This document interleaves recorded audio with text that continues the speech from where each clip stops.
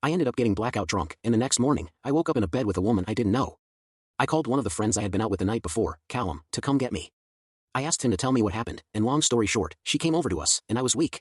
Our other two friends tried to stop me from leaving, but I had already gone when they realized what was happening. I told Callum to take me home to Neres. He asked if I was sure, but at that moment, I couldn't think of anything else. I just wanted to be home. My phone was dying, but I managed to call her a few times before it died. When I got in, she wasn't there, and panic set in very fast. I charged my phone, showered, and just waited. I read her messages from the night before, and they were all apologetic, asking me to please come home. She has my location and texted me asking who I was with a little bit after the time Callum said I had left the club, and that was the last text I got. I got back to the flat at about 9 a.m., and no matter how many times I called and texted, I got no answer. I called her best friend, Lils, and was hung up on. When she came in at around 3 p.m., I broke down immediately, just cried, and begged. She didn't cry or anything, she just held me and told me it was fine and that we were fine. I apologized for yelling before leaving and explained what happened. She was patient and quiet. I could tell she was hurt, but it was clear she was trying to calm me down first. That was about 4 weeks ago, and we haven't talked about it since. Anytime I try to bring it up, she just kisses my cheek and shakes her head a little. We're still sleeping in the same bed, having breakfast together, and doing things together as a couple. I was planning on proposing this year, but I don't know how to talk through this with her. She gets visibly upset when I try to approach it, but I know we can't leave it unresolved. A couple of nights ago, we tried to be intimate for the first time since I cheated, and she broke down in my arms. It was the first time I've seen her explicitly cry over what I did. I held her for a bit and then ordered us food while she showered and got cleaned up. I want to help her and be better for the sake of our relationship. Please let me know what I can do to make communication about what's happening easier for both of us. Update 1. Originally, when I brought it up to her, I called it cheating. However, I have since learned some new information that changes the situation. I'm just wondering how I can bring this up and phrase it. I've been struggling to cope, but admittedly, given what she believes happened, I've put her through some struggles too. Update 2. After initially posting, the heat from the comments got to me a little.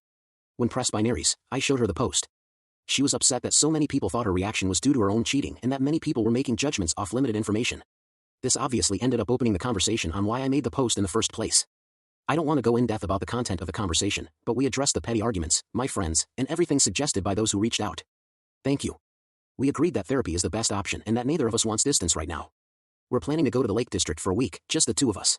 For those asking about the gap of time where neither myself nor her friend knew where she was with her brother and his wife. As for Jake, many of you who messaged me privately were correct. I was drugged and sexually assaulted. The woman was a friend of Jake's. She came forward, extremely apologetic, and said she didn't know I had been on something and thought I was just super drunk, which is why I wasn't as active, her words. She also said she was tipsy, her words, and Jake booked an Uber back to her place for both of us. She messaged me because a friend of Neres's saw the post and mentioned it to a mutual friend of this woman, Kathy. Kathy sent me proof of messages between her and Jake the day after, which included his attempts at bantering about the situation. Callum and another friend, Louis, brought the situation up to Jake before I learned about this because both were suspicious.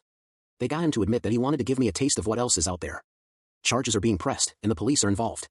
Before this, he had made attempts to reach out and see how I was doing, but I spent all my time in person with my girlfriend, as he was the last person I wanted to see regardless of knowing he assaulted me.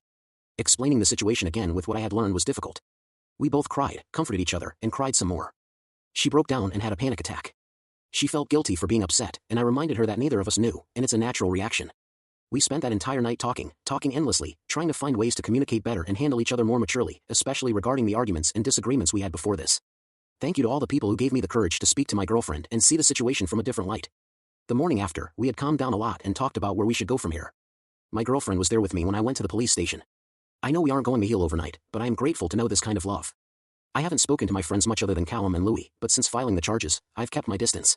Some of our mutual friends are mixed on the situation, but their opinions are the least of my concerns. My days are primarily spent alone with Neres or around her family and friends.